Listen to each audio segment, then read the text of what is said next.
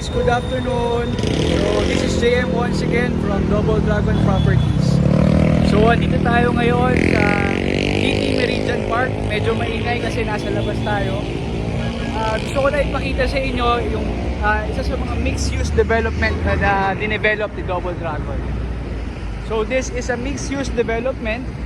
Ito yung mga unang tinayo ni Double Dragon way back 2014. And it has 139,000 plus square meters for commercial and retail area.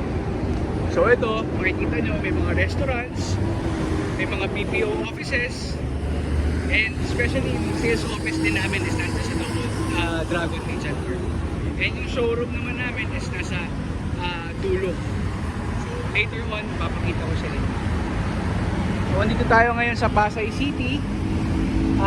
Ito sa harap ko, ito yung isa sa mga tinatayo rin ni Double Dragon. It will be an offices.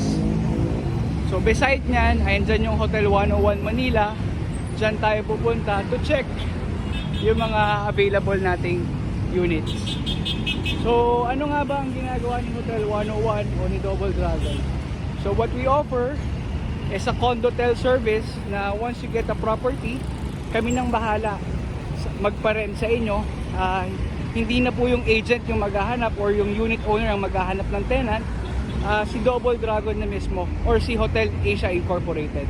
By the way, Hotel 101 is supervised by Hotel Asia Incorporated.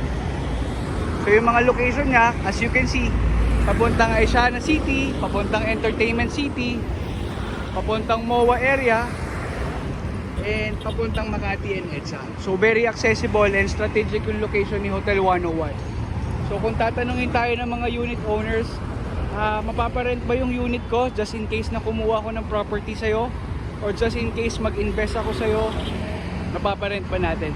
Definitely yes. And we have a 60% occupancy rate pag hindi peak season, and we can reach up to 70 to 90% occupancy rate. So, isa pang maganda is, once na mag-invest ka kay Double Dragon or kay Hotel 101 specific, meron kang 30% sharing every month. So, lalakad tayo, papunta tayo doon sa Hotel 101, isa sa mga projects.